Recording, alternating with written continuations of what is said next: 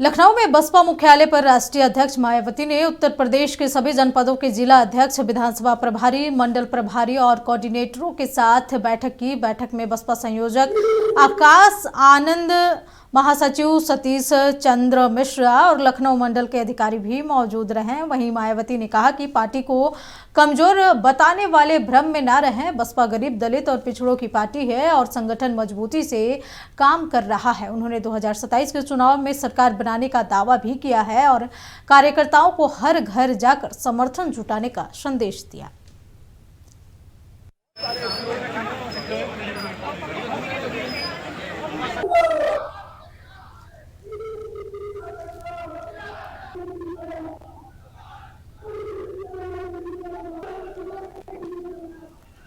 तो बता दें कि 2027 के चुनाव को लेकर बसपा पूरी तैयारी में है। मायावती ने शक्ति प्रदर्शन किया है और लगातार बैठकों का दौर जारी है। इस खबर पर अधिक जानकारी के लिए हमारे सहयोगी अजय सिंह लाइव हमारे साथ जुड़े हुए हैं। अजय जी, बड़ी खबर है जहां लखनऊ में लगातार बसपा मुख्यालय पर राष्ट्रीय अध्यक्ष मायावती प्रेस कॉन्फ्रेंस कर रही है और आज उन्होंने विभिन्न जिलों के जनपदों और अध्यक्ष, जिला अध्यक्ष, विधानसभा प्रभारी सहित बैठक की है और साथ ही दावा किया है 2027 में बसपा की ही सरकार बनेगी।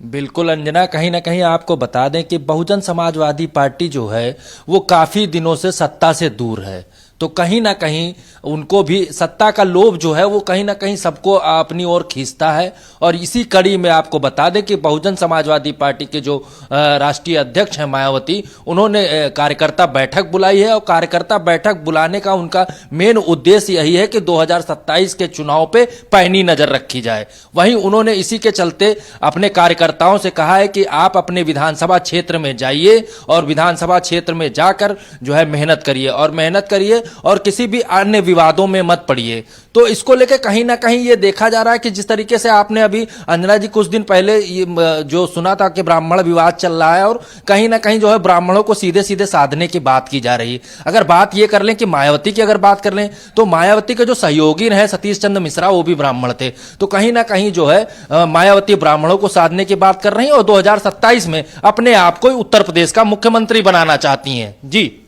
अजय जी, मायावती ये भी कह रही है कि बसपा गरीब, दलित और पिछड़ों की पार्टी है और जो अन्य दल है उन्हें कमजोर बता रहे हैं तो वो गलतफहमी में है और कमजोर सोचने की और समझने की कोशिश ना करें, क्योंकि 2027 को लेकर जिस तरीके से लगातार मायावती से पहले भी शक्ति प्रदर्शन की थी उसमें भी उन्होंने यही कहा था कि 2027 में उनकी ही सरकार बनेगी। इतने दिनों से सत्ता से दूर रह रही हैं, उसके बावजूद इतना बड़ा कॉन्फिडेंस लेवल क्या कहता है?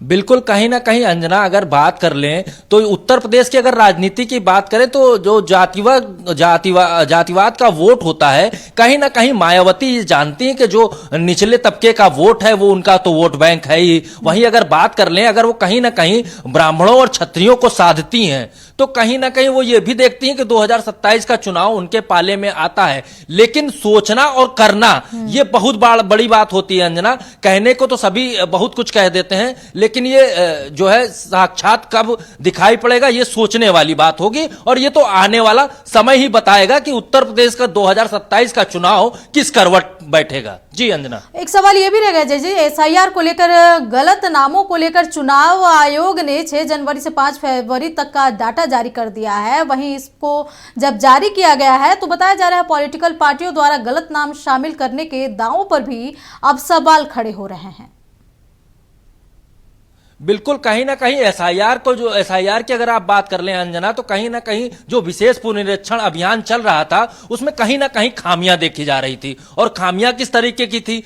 कई पार्टियां, कई राजनीतिक जो लोग हैं वो इसके ऊपर आरोप लगा रहे थे। तो आरोप लगाने के लिए सीधे सीधे ये है कि उसकी जो डेटें हैं वो बढ़ा दी गई हैं। अब 6 मार्च तक इसका डेट होगा और आपत्तियां जो है 6 मार्च तक दिए जा सकते हैं और पूरा जो आपत्तियों को लेकर और पूरी जो डेट क्लियर करी जाएगी वो आपको बता दें अंजना जी कि अप्रैल में। तो क्लियर ये चीजें जो है आपको बता दें, कहीं ना कहीं चाहे समाजवादी पार्टी की बात कर लें या और जो अन्य दल हैं वो कहीं ना कहीं एसआईआर को लेकर आरोप प्रत्यारोप कर रहे थे। जी चलिए अजय जी, नजर बनाए रखे। तमाम जानकारी के लिए आपका बहुत बहुत शुक्रिया। तो बता दें कि SIR को लेकर के निर्वाचन आयोग ने 6 जनवरी से 5 फरवरी तक का डाटा जारी कर दिया है। वहीं डाटा जारी होते ही पॉलिटिकल पार्टियों द्वारा गलत नाम शामिल करने के दावे पर भी अब सवाल खड़े हो रहे हैं।